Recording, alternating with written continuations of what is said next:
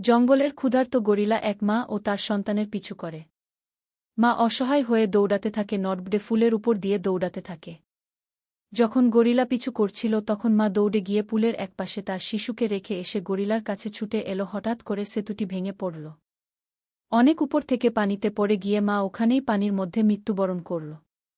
কিন্তু গরিলাটি বেঁচে গেল এবং তার অন্য শিকারের জন্য রওনা দিল।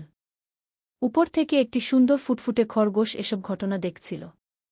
খরগোশটি ছোট্ট শিশুকে নিজের কাছে নিয়ে তার আস্তানায় চলে গেল। বন্ধুরা, এমন ভিডিও পেতে আমার চ্যানেলটিকে অবশ্যই সাবস্ক্রাইব করুন।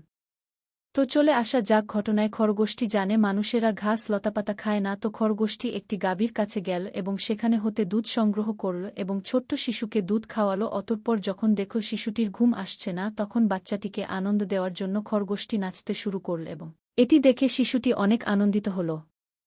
বন্ধুরা, এর পরে আছে পার্ট